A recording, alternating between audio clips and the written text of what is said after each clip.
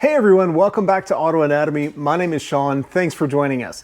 Today we're working on the Corvair, and as you've seen in the last few videos, we got all of the rust repair done, and I've been driving it with a brand new suspension, and I've got to tell you, it drives amazing. But one thing that has popped up with the weather getting colder is that the heat isn't really fantastic on it, and about 50% of the time or more, when I turn on the blower motor, it starts to let out the most obnoxious screech that you've ever heard in your life. So today I'm going to show you how to replace the blower motor in your late model Corvair with parts that you can find at your local parts store for only a few dollars. Before we get started, take just a moment and hit that subscribe button and click on the bell to be notified when new videos come out. It's a free way to help support our channel. All right, let's dive into getting this blower motor replaced.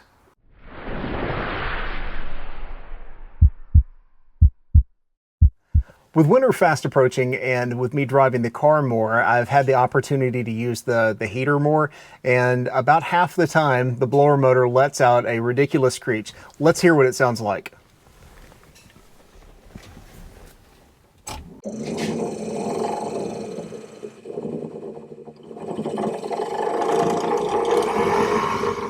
So obviously that's not working very well, and it really doesn't blow a lot of volume of air. So we're going to replace that with a blower motor that we picked up from our local auto parts store, and it was only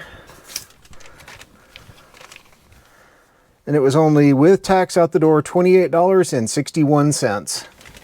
Let's get started by jacking up the back of the car, and I'll show you where the blower motor is and how easy it is to get to. Got the car jacked up on the passenger side and went ahead and removed the passenger side rear wheel. And if we look right through there, this is our blower housing. So this is the motor on the bottom side here. You can see the motor. And then that's the housing itself.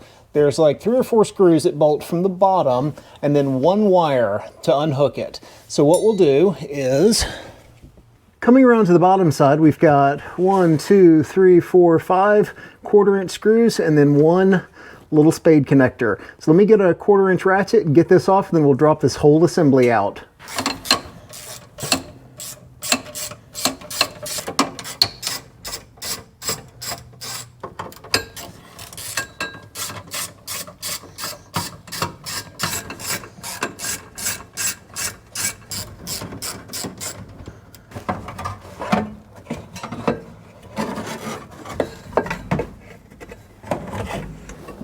With the blower motor out and on the bench, we can take a better look at it here, and just feeling it, it's got some grinding in the bearings itself. It actually looks like it's been replaced at one point because it says Unimoto made in Canada. Pretty sure that's not the original motor that came in the car, so this has been replaced at least once.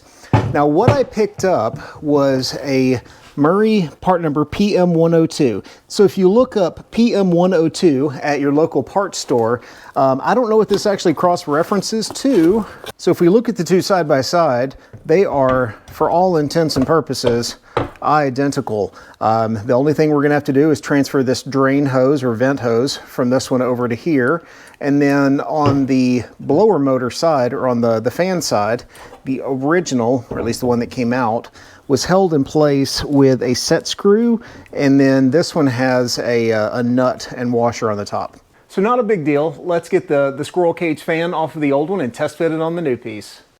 So this is crazy. It's actually missing the set screw. I don't know if you're going to be able to see down there. There is no set screw down there at all. So I don't know how this thing is being held in place. All right, well, let me just try and get this thing off.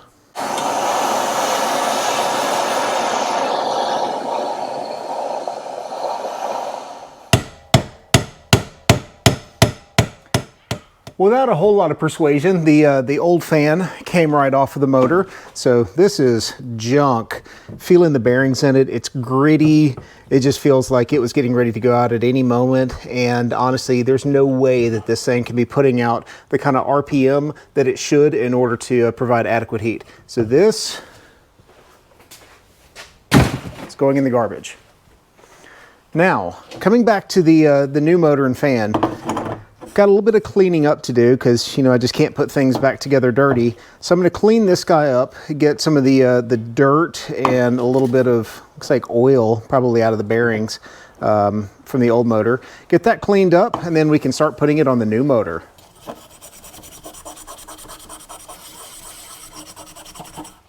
Well, it's not going to be perfect, but it's certainly going to be a whole lot cleaner than it was. Well, it's not perfect, but it's way better than it was. Okay, now that this is all cleaned up, we're going to line this up with the new motor. So the new motor has 2 flats on it, and we'll just drop this on to where one of the flats lines up with a set screw. And I think I will try and find or make a set screw just to give me that second level of protection and securement. So let's do that first. Then I think this should just drop right on, and then we should be good to go. Well, I don't have a set screw that size, but I did have a bolt that screws into the threads. So what I'll do is mark and then cut this off kind of flush with the hub here, and then take it out and slot the end of it so that I can put a slot head screwdriver on one end to tighten it in. Doesn't really need much by the way of like strength, because all it's trying to do is just prevent this whole housing from rotating on the flat there. So I think this with some red Loctite will be golden. All right, here's our makeshift set screw. So let's get some Loctite on, get it screwed in, and then finally we can get the blower motor done.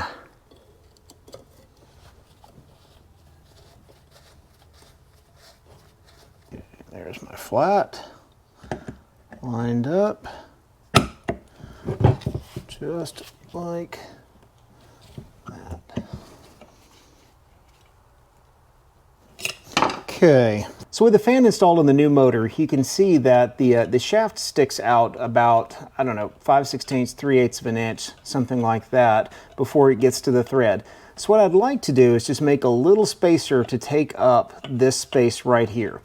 It doesn't have to be much. You're not trying to put a lot of torque on the bolt this way. All you're trying to do is just keep the fan from, as it's spinning, from coming out this way.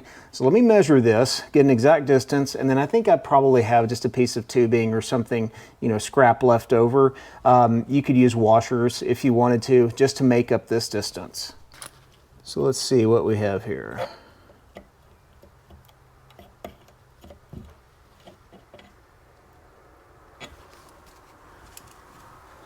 Looks like we have 258, so roughly a 1/4 inch spacer. Let me see what tubing we've got. I think I can just whip up something really fast. Here's what I came up with. It's just a hole drilled in a piece of like 7/16 steel tube. And if my measurements are correct, then that should tighten down perfectly, putting just a slight amount of preload on it that way. All right, let me get some red Loctite on here, and then we've got to throw the drain vent thing back in. Then I think we're ready to put it back in the car.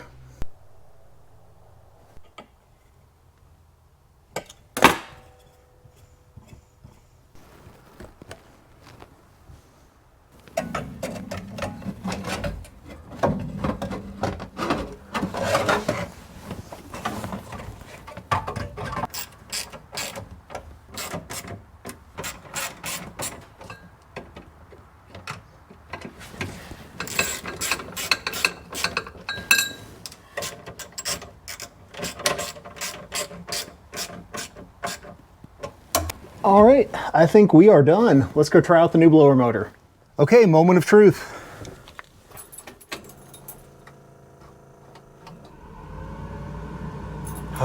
Nice and quiet.